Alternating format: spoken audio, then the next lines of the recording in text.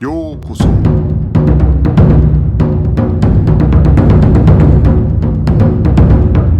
Eu sou o Gustavo e você está ouvindo o Budocast.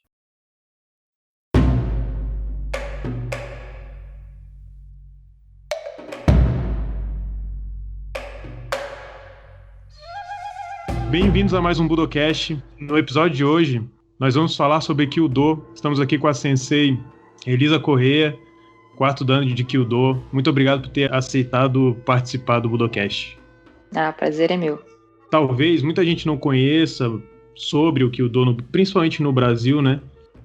Mas a arquearia, né? O arco e flecha é um dos tipos de Budô mais antigos, né? O arco, assim como a espada. Então, para a gente começar assim, eu queria saber se você podia meio que fazer uma introdução para quem não conhece o Kyudo. Qual é a origem do Kyudo? Bom, como você disse, o arco, né?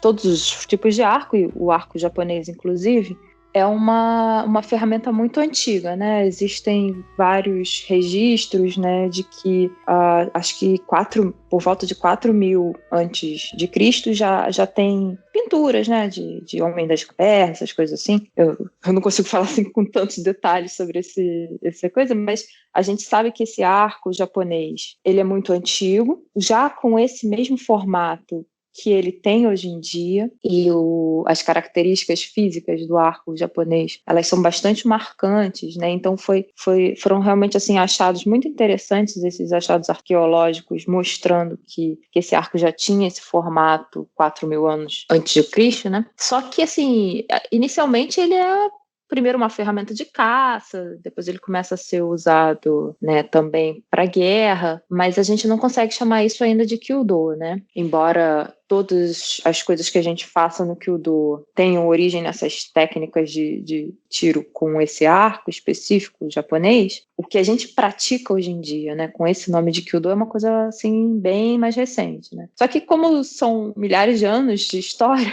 é até assim um pouco difícil, né, a gente localizar. Mas falando assim, né, rapidamente, o que você tem é essa passagem, né, desse uso dessas técnicas de tiro com arco ao longo dos anos.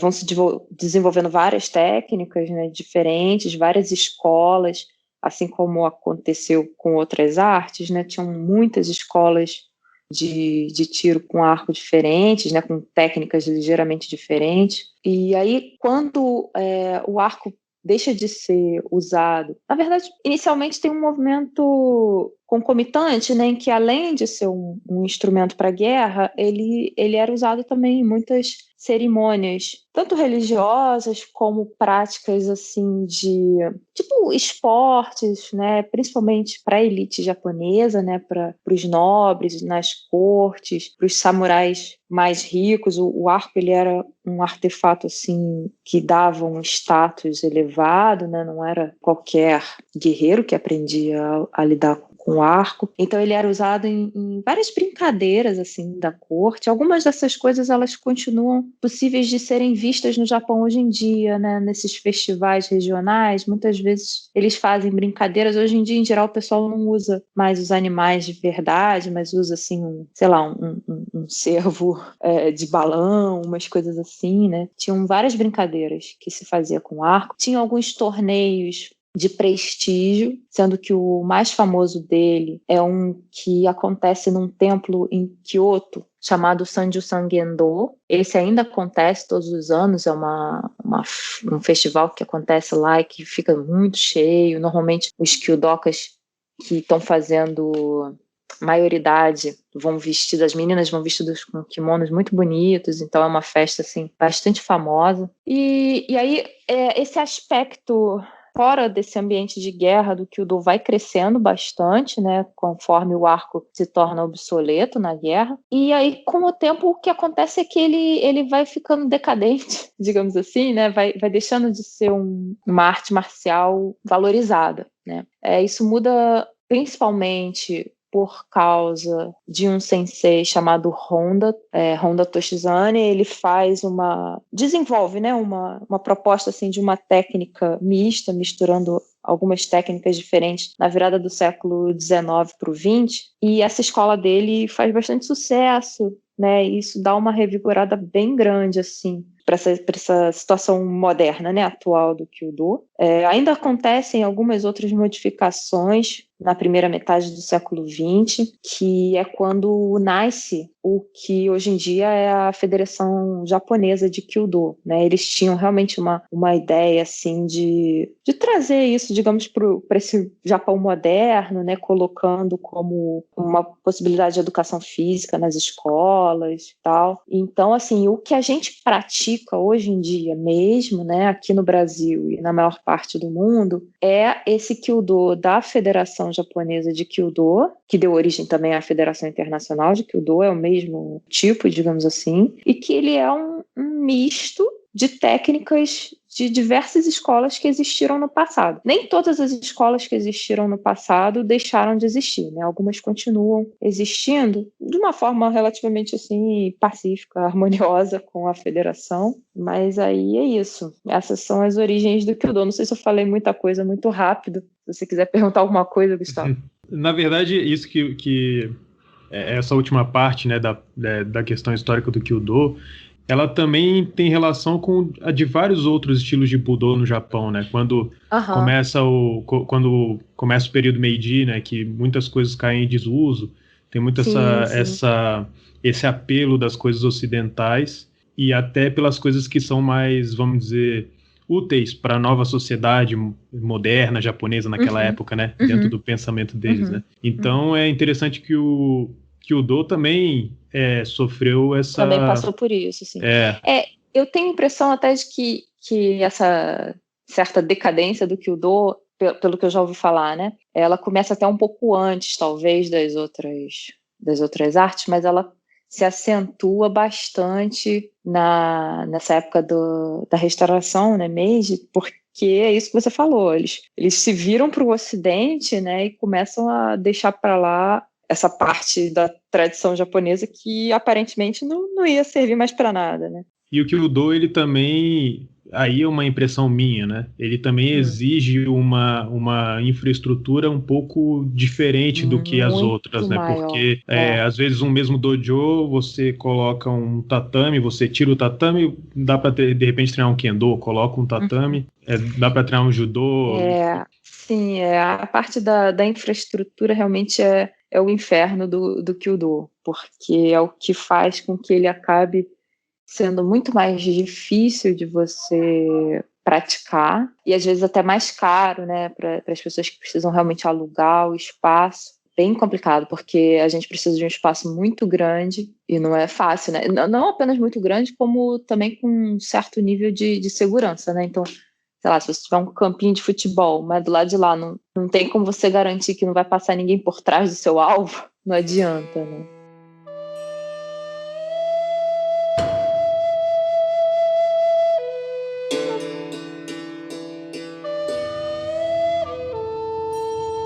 Quando eu morei no Japão, eu até pensei, né, em tentar praticar Kyudo para conhecer mesmo, né? E eu vi que algumas, como é que chama? São como se fossem centros comunitários, né? Que eles têm lá, que geralmente tem uma área esportiva. Muitas vezes tinha o local de tiro com arco, né? Para a prática do Kyudo.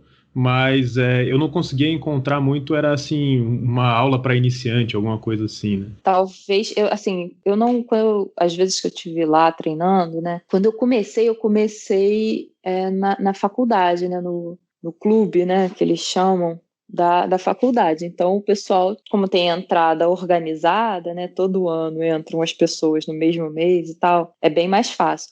Nesses centros comunitários, sempre tem também, né, Kyudo. E aí eu não tenho certeza como é que eles fazem quando alguém chega querendo aprender. Mas eu te garanto que é possível. Eu fui, por exemplo, visitar, né, o dojo que tem em Meguro, em Tóquio, né? E eu lembro que uma vez que eu estava lá, chegou uma pessoa procurando, assim, né? Queria saber como é que era. Então eles recebem, eles falam com você e te dão as orientações, né? É possível que eles deem assim, orientação para você vir sempre no mesmo horário, falar sempre com o mesmo sensei, porque quando é dojo municipal, coisa assim, em geral tem vários senseis, né? Então é possível que eles peçam para você vir sempre no mesmo horário e tal, para não ficar muito bagunçado, mas o pessoal que faz Kyudo, assim, é uma coisa que eu sempre falo, é um pessoal muito tranquilo, assim, sabe? É uma arte marcial bem feliz nesse sentido. Assim. O pessoal é bem... gosta de festa e tal. Não tem muita animosidade, porque eu acho que ninguém bate em ninguém, então o pessoal é bem tranquilo. Na época eu pensei que talvez tinha alguma ligação com isso, né? As pessoas já vinham de, às vezes, estudar na escola, universidade e tal, e aí quando chegava nesse ponto, a maior parte das pessoas talvez já tivesse tido alguma introdução. Pode ser. Mas que talvez tenha faltado também uma cara de seja, palminha, né? De ir lá e procurar alguém. Sim. Pode porque ser. assim, eu, por exemplo, eu conheço 2 pessoas que começaram a praticar depois de já terem terminado faculdade, assim, já velhos, digamos assim, né? Entre aspas. Sei lá. Você tinha realmente que ter batido lá, tomado coragem e falado com alguém. E como é que funciona, então, o Kyudo? Ele tem competição, assim como teria uma arquearia comum, né, que eu acho que tem até nas Olimpíadas, se não me engano. Deve ter uma série de diferenças, né, porque eu vejo que existe assim que eu acho que talvez a grande maioria do Budô, né, tem toda uma questão de etiqueta e uma série de coisas que eu acho que nessa arquearia ocidental, não sei se chama assim, mas eu acho que talvez não tenha tanta importância quanto talvez tenha no Kyudo, né? Realmente, as competições de arco olímpico e de Kyudo, eu acho que, pelo que eu sei do arco olímpico, que não é muito, mas eu sei que eles têm categorias diferentes para arcos diferentes, né? Se não me engano, eles também têm distâncias diferentes. Isso não acontece com o Kyudo, né? No Kyudo você tem competição de equipe, e aí eles dividem as equipes em feminino e masculino, e você tem competição individual. Né? Existem esses 2 tipos de competição. As competições, em geral, elas são também por, digamos assim, por nível, né? Então, existe competição para Chugakusei, né? Que são os estudantes... Para a gente seria mais ou menos o segundo segmento do fundamental, né? Essa não é nem tão importante, porque não tem tanta gente praticando nessa idade. As competições mais acirradas, digamos assim, são as de ensino médio e as de universidade. Existem também para depois disso, né? E aí você tem, acho que a mais importante do Japão, realmente é a Taça do Imperador, que é uma coisa muito alto nível, né? Inclusive, assim, para quem quer assistir um bom tiro de Kyudo, vale sempre a pena procurar, porque para você participar da Taça do Imperador, realmente eles escolhem só os campeões regionais, entendeu? Então, é bem alto nível. Mas, tirando esse fato, né, dessas divisões e tal, nas competições o que interessa realmente é acertar. Então, com exceção da Taça do Imperador também, né, porque que é o pessoal que realmente já é muito bom, você não tem uma valorização muito grande dos outros aspectos do Kyudo nas competições. Né? Então, na competição, o negócio realmente é mais acertar o alvo. Essa outra parte do Kyudo que você mencionou, né, que é diferente do arco olímpico, que é a parte do respeito, né, como é que você entra, todos os procedimentos para você atirar, né, a gente tem uma coisa que a gente tem que sentar, esperar a sua vez, tem uma questão de ordem, né, tem como você sai do dojo também. Isso você acaba vendo melhor ou em demonstrações públicas ou na prova, né, as provas de dan, que a gente chama, né? É como se fossem as faixas lá de karatê e tal. Aí são momentos realmente em que a gente tem que tomar muito cuidado, né? Com todo o procedimento além do tiro. Mas embora nas competições isso também seja feito, infelizmente, né? É fato que não conta ponto. Então, as pessoas, muitas vezes, principalmente quando é o pessoal mais novo, né? Pessoal, assim, do ensino médio e tal, você vê, às vezes, tie-high muito ruim, assim, sabe? O pessoal realmente não valoriza tanto essa parte, porque também não vai contar ponto na competição em si, né? Mas as competições são acirradíssimas. Para quem já viu o vídeo no YouTube, o pessoal grita, se descabela.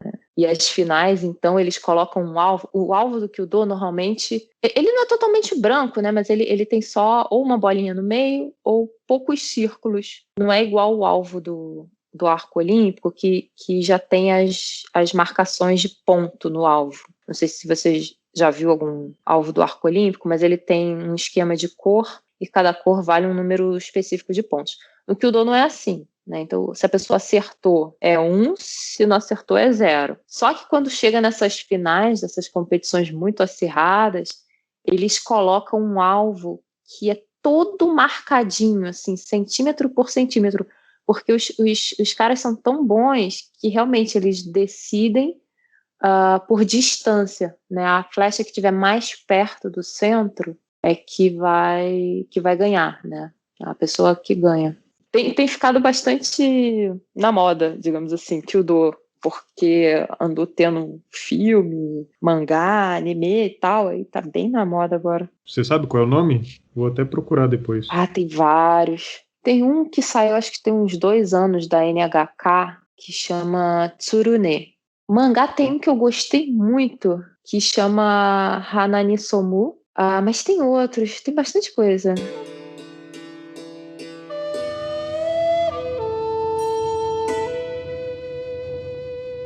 Levando em consideração, né? Então, na competição, existe, claro, a importância de acertar no alvo, né?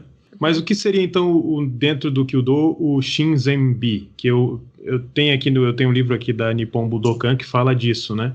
Que seriam, eu não sei se dá para chamar de princípios filosóficos do Kyudo ou não. Normalmente é traduzido como o objetivo máximo do Kyudo, é o Shinzenbi. É porque aí essa parte do Shinzenbi, ela realmente não está dentro da competição.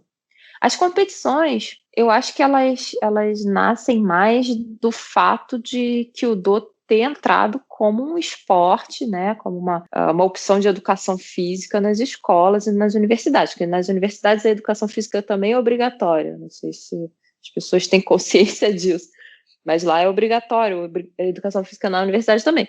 E aí, Kyudo sendo uma opção, eu acredito que as competições tenham se desenvolvido mais nessa parte, né? Que é um esporte. Teve um, até para fazer um link aqui, por exemplo, com o caso do Aikido, né? Teve um sensei de Aikido chamado Kenji Tomiki, que ele também era do judô, e quando ele quis introduzir o Aikido na Universidade de Waseda, eles meio que obrigaram ele a fazer uma versão competitiva do Aikido para que pudesse ser aceito como um clube oficial dentro da universidade, né? Não sei se teria alguma relação do Kyudo, mas eu acho que, pelo menos no passado, né, os clubes universitários, eles tinham um pouco essa característica, né, de competição e tal.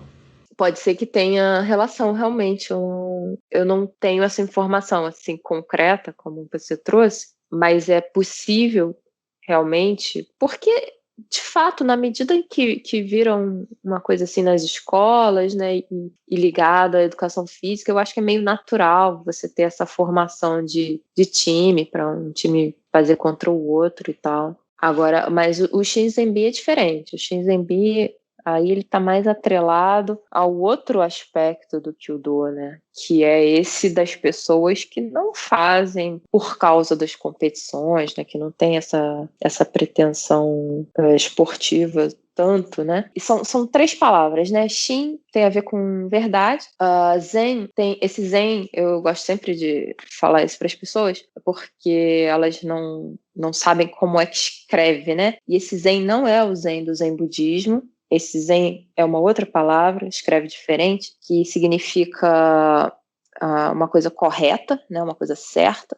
Às vezes ele é traduzido também como bondade. E o Bi vem de beleza, né? Então essas 3 palavras, elas são tidas como o objetivo máximo do Kyudo, porque se você fizer as coisas, se você realmente se dedicar, né, não só fisicamente, mas, digamos, mentalmente, né, espiritualmente, para toda a teoria por trás do Kyudo, isso seria o que você não apenas conseguiria, né, mas é o que as pessoas percebem através do seu tiro. E é muito interessante, eu acho muito interessante a maneira como é colocado o objetivo do Kyudo, né? Porque a ideia é que uma pessoa que consiga tudo isso, né, que consiga esse autoaperfeiçoamento através do Kyudo, é o tiro dela que mostra que ela conseguiu, né? As pessoas te assistindo atirar, elas seriam capazes de ver que você tem uma dedicação sincera ao Kyudo,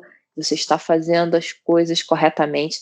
Não só está fazendo corretamente, mas que você é uma pessoa correta. E é tudo muito bonito também de ver, né? Essa ideia do bi, da beleza, é extremamente importante no Kyudo. O Kyudo, ele tem uma preocupação estética, né? Assim, visual, né? De que tanto a apresentação do arqueiro, como a maneira como ele anda, a maneira como ele senta, a maneira como ele atira, tudo isso tem que ser também muito bonito de se ver.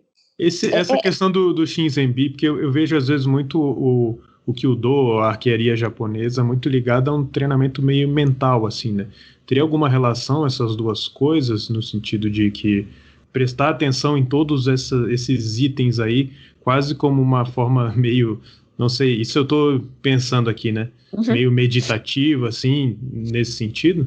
A questão da meditação também existe. O Shinzenbi, ele seria mais, digamos assim, que a consequência, né, o resultado da sua prática. Essa ideia da meditação dentro do Kyudo, ela está mais ligada à ideia do Mushin, que até onde eu sei também existe assim, em outras artes, né? Essa ideia de você conseguir esvaziar sua mente de pensamentos outros, né, de pensamentos mundanos, quaisquer, na hora em que você está se dedicando ao tiro. O Kyudo trabalha muito com a memória corporal, né, memória física mesmo, né? Você tem que, digamos assim, decorar o que você está fazendo, a ponto de você não ficar pensando no que você está fazendo, e também esvaziar sua mente de outras interferências quaisquer, né? Então, é comum, às vezes, em alguns lugares de prática, que as pessoas façam 1 minuto, 2 minutos, né? Uma pequena meditação antes de começar a atirar, que já seria para tentar deixar os outros problemas da vida, né, do lado de fora do dojo. E a ideia é que quando você está atirando, você também consiga impedir essas outras coisas, assim como preocupações que a gente às vezes fica, né? Ai, meu ombro está levantando, ai, meu tenouti não está bom, né? As pessoas ficam se preocupando com várias pequenas coisas, e, no entanto, a ideia não é essa, né? É que você realmente consiga saber que o seu corpo aprenda os movimentos sem que você tenha que ficar se preocupando com eles e pensando sobre eles, e que aí sim o tiro sairia melhor, digamos assim, né? E a preocupação do alvo também é uma preocupação muito grande para quem atira, porque os senseis costumam dizer que o alvo rouba o coração da gente, né? Que ele captura a sua atenção de uma maneira em que você se preocupa demais com o alvo. E acertar o alvo também é visto como um resultado, né? Uma consequência. Assim. Você não deveria se preocupar em acertar o alvo, você tem que se preocupar em fazer as coisas corretamente. Se você fizer as coisas corretamente, você vai acertar o alvo. E se você se preocupa em acertar o alvo, você está se preocupando com a coisa errada, então você provavelmente vai errar várias coisas por estar se preocupando com o alvo. Essa é uma das ideias, assim, acho que são mais fortes no Kyudo, porque tem várias coisas que elas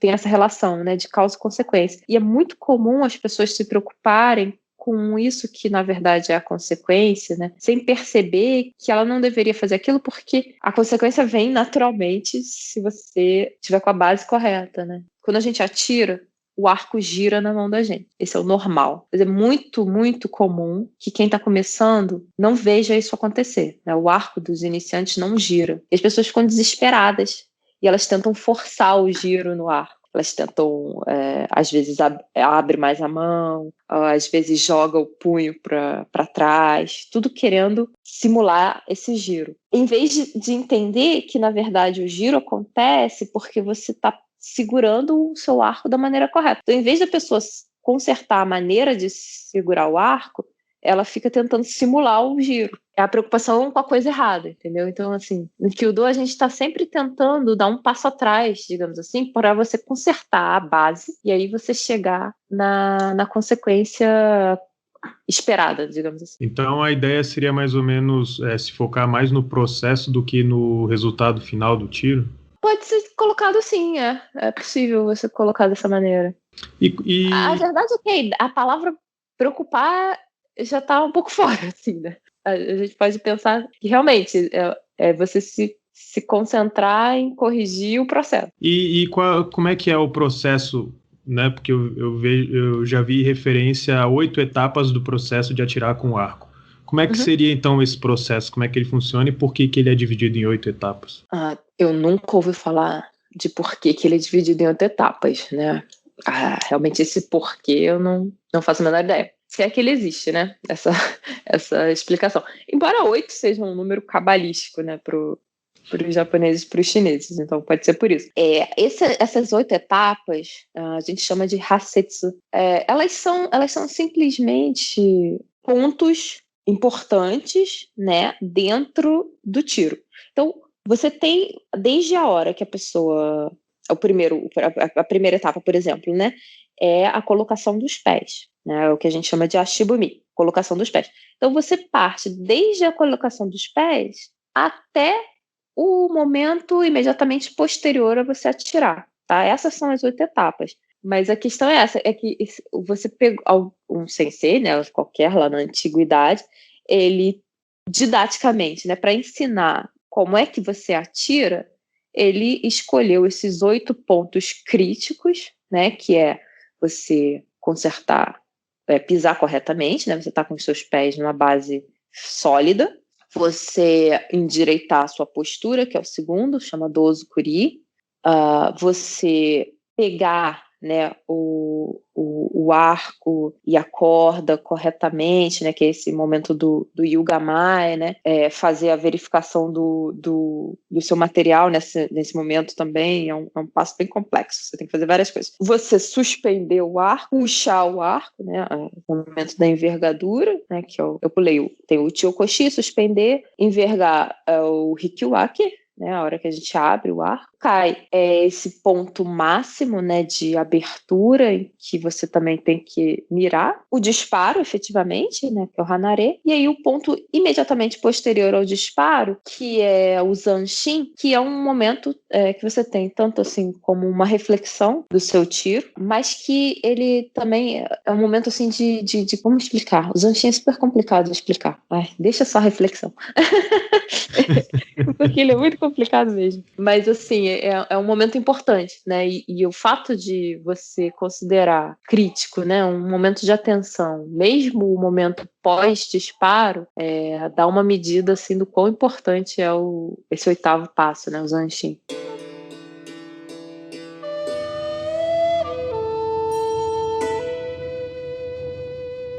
E passando para o Kyudo no Brasil, como é que começou essa introdução do Kyudo no Brasil? O Kyudo no Brasil, né, ele começa em 2000, na prática é 2008. Foi até interessante, eu agora, em algum desses dias aqui durante a quarentena, falaram, né, um colega nosso que faz acho que Iaido, sei lá, de uma pessoa que ia fazer uma live, ia falar de coisas assim sobre o Kyudo antigamente, assim, né? E a gente parou para assistir, eu e um monte de gente do Kyudo, opa, vamos ver. É interessante. Ele não falou absolutamente nada sobre Kyudo, foi bastante decepcionante nesse ponto. Mas o que ele encontrou foram alguns registros de que aconteceram demonstrações de Kyudo num passado distante, tipo assim, década de 30, sabe? Uma coisa bem antiga mesmo. Infelizmente isso se perdeu, né? Tanto esse rapaz não conseguiu mais informações, como até onde a gente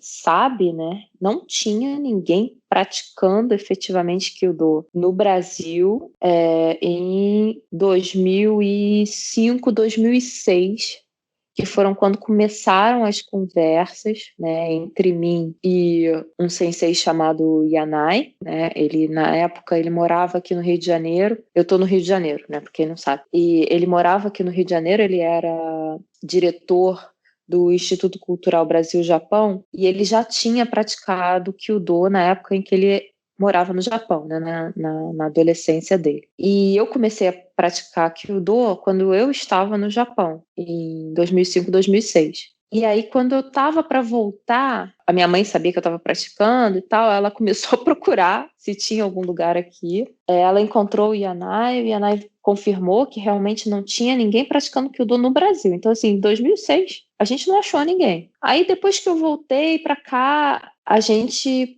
procurou um lugar para realmente começar um grupo de Kyudo, né? Então, até onde a gente sabe, em 2008 foi fundado esse que foi o primeiro grupo de Kyudo do Brasil, aqui no Rio de Janeiro. A gente conseguiu ajuda, principalmente da Yoshiko Buchanan Sensei, que naquela época ela era presidente da Federação de Kyudo dos Estados Unidos. Ela veio até aqui, ela fez uma demonstração, ela deu arco de presente para a gente começar a treinar. Desde então, a gente tem ajudado a criar outros grupos, né? Então, as pessoas que estão interessadas entram em contato, aí a gente marca de ir, ou a pessoa vem aqui no Rio. Hoje em dia tem em outros lugares, né?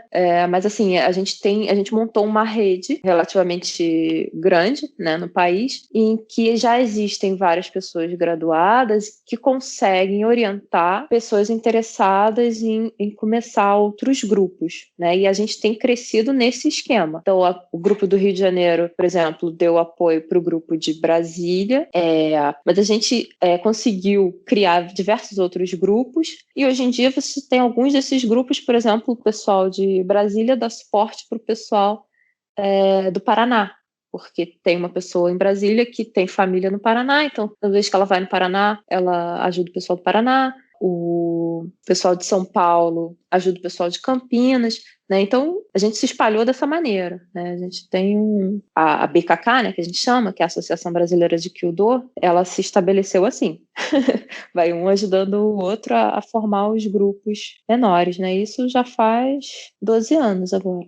Continua sendo uma coisa relativamente pequena, né? A gente tem 60 e poucos praticantes no país todo. E nesse processo de divulgação e de organização da prática do Kyudo no Brasil, uma parte bastante complicada teria sido a parte de infraestrutura. Como é que vocês fazem para encontrar um lugar? Tem que ser um ginásio? Como é que funciona isso? Com certeza, um dos maiores impeditivos para quem quer começar um grupo novo é a questão do lugar. Quando a pessoa começa mesmo, assim, ela não precisa desse espaço. Mas se ela não conseguir o espaço, ela não vai conseguir também andar muito para frente, né? Então, quando uma pessoa procura a gente, né, querendo começar um grupo, na verdade, a primeira coisa que a gente vai dizer para ela é para ela arranjar outras pessoas, né? Porque para a gente dar suporte para uma pessoa sozinha sai muito caro. Então, o ideal é você já ter um pequeno grupo. E aí a gente consegue fazer esses workshops, que a gente chama, né, para ir ensinando o Hasetsu, né, aquelas 8 etapas, sendo que quando uma pessoa começa a praticar Kyudo, ela não começa direto com o arco. Por isso que eu estou dizendo, a pessoa tem um tempo para achar esse lugar. Ela vai começar a aprender os passos, primeiro sem nada mesmo, na mão, né, fica meio parecido com balé. Depois ela pode usar uma borracha, né? A gente tem um negócio que chama Gomu-yumi, que é uma borrachinha conectada num cabinho que é para simular o arco. Mesmo que a pessoa não tenha o cabinho, né? Você pode comprar até essas bandas elásticas que vendem de fisioterapia, ou borracha de garrote. Borracha de garrote, aliás, é ótimo. É até melhor que a banda elástica, que às vezes é muito dura, né? Para fazer o Hasetsu usando essa borrachinha, tem alguns treinos que a gente faz só com a flecha, sem o arco. Então, assim, até a pessoa começar a atirar, demora um tempo, né? Demora, assim, 2 meses, às vezes 3 meses, também vai depender um pouco da pessoa, né? Mas, realmente, a partir do momento que a pessoa começar a atirar, além do material, mas o material a gente consegue emprestar algumas coisas, o problema vai ser o espaço. Por quê? Para você treinar numa sala, por exemplo, o pessoal de São Paulo começou treinando numa sala. Mas não pode ser qualquer sala porque o arco é muito grande, né? O arco ele tem 2,20 metros de altura. Quando você suspende uma coisa que tem 2,20 metros de altura, ela vai bater no teto, né? Então a primeira coisa que você tem que conseguir é um teto bem alto, por exemplo. Você conseguir no mínimo 3,5 metros. O ideal seria um teto realmente de 4 metros de altura. E aí você consegue, como o pessoal de São Paulo, por exemplo, consegue treinar num makiwara. Makiwara do Kyudo, ele é um alvo de palha prensada que a gente coloca a uma distância curta. Você fica a 1,5 metro, 2 metros do makiwara. É o primeiro lugar que a gente atira, né? É esse alvo pertinho. E aí isso cabe numa sala. Então, se a pessoa conseguir uma sala minimamente espaçosa com um teto alto, ela consegue botar um makiwara. Depois do makiwara, eventualmente, ela vai ter que passar para o alvo a longa distância, né? Em Kyudo a gente não trabalha com distâncias muito variadas, como acontece no arco olímpico.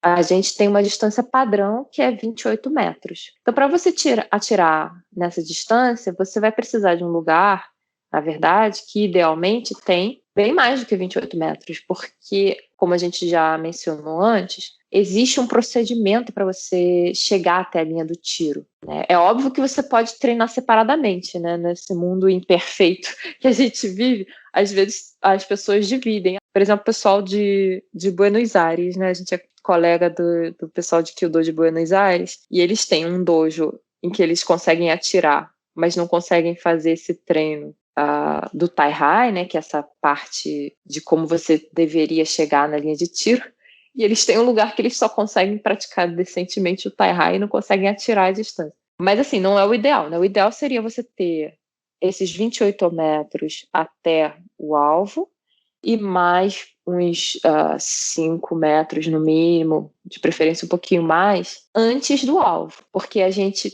tem, eu não sei como chamar, mas assim, um jeito de andar, que é esse negócio que a gente chama de Tai-Hai. A gente tem um jeito de andar até a linha do tiro, aí a gente para ali, faz o Hasetsu para efetivamente atirar. Ou seja, um dojo ideal, ele vai ter pelo menos aí 35, 40 metros de comprimento.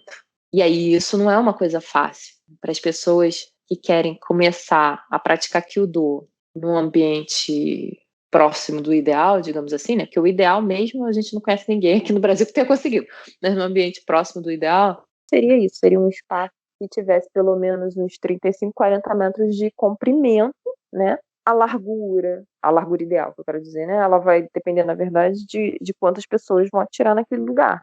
Se você imaginar uma largura assim para ter 5 arqueiros atirando ao mesmo tempo, que é, por exemplo, o tamanho de um time, né, nessas competições, você tem time até de 5 pessoas. Então, para você ter 5 pessoas atirando ao mesmo tempo, você ia ter que ter também uns 10 metros de largura, né? 10 por 40, sei lá, 400 metros quadrados, não é muito fácil. Mas dá para você achar coisas menores que te atendem parcialmente, e aí a gente vai vivendo com isso, entendeu? O equipamento, ele é fabricado em outros países? O arco, por exemplo, ele é fabricado em outros países ou ele só é fabricado no Japão? O equipamento só é fabricado no Japão. Só é fabricado no Japão. O que significa que é todo importado. E aí é o que eu estava falando, a gente tem bastante coisa que a gente consegue emprestar, foi montando esse acervo para conseguir emprestar um material mínimo para os grupos que estão começando, porque também é um investimento, né, que é necessário, mas por outro lado, também tem que se ver assim, que a pessoa quando ela começa, por exemplo, uma pessoa quiser começar hoje em dia a praticar num grupo que já existe, ela provavelmente não vai ter tanta dificuldade, porque o grupo já tem um certo acervo, né, que ele consegue emprestar. Então, aqui no Rio a gente tem coisa para emprestar, em São Paulo tem coisa para emprestar e tal. E aí as pessoas podem ir se organizando para comprar o próprio material. Se alguém que ouviu o Budocast está interessado no Kyudo, como é que a pessoa consegue entrar em contato com você? A gente tem um site que é o www.kyudo.com.br e lá eu acredito tenha o e-mail, que é o e-mail que eu respondo, né? Que é o e-mail aqui do Rio de Janeiro. Se a pessoa não estiver no Rio de Janeiro, aí eu vou mandar o contato do lugar onde ela está, lá, né? A gente tinha lá também, eu não sei se, confesso que eu não sei se está atualizado, o pessoal estava atualizando outro dia, mas também tem um lugar lá de onde praticar, no próprio site, né? E com sorte está com os contatos atualizados de cada grupo. Né, o grupo de Brasília, o grupo de São Paulo, tem um grupo em Curitiba, tem um grupo em Ponta Grossa, tem um grupo em Salvador. Esses são os grupos que estão atualmente praticando, né, e que provavelmente tem os contatos lá direitinho. Se não tiver o contato, aí a pessoa me escreve e eu acho o contato para ela. Tem outros lugares que já teve prática e acabou parando, né, e tal. Aí, para esses lugares é mais complicado, né, no fim das contas, a pessoa teria que estar disposta a começar um grupo novo, mas a gente sempre ajuda, né, no que for possível. Sensei Elisa, muito obrigado por ter participado do Budocast. Espero que mais pessoas no Brasil procurem o Kyudo para praticar e que daqui para frente possa aumentar o número de praticantes e crescer verdadeiramente no Brasil. Muito obrigado por ter participado. Obrigada pelo convite. Então é isso, ficamos por aqui com mais um Budocast. Não esqueça de se inscrever nas nossas redes sociais, Instagram, Facebook. Então ficamos por aqui e até a próxima.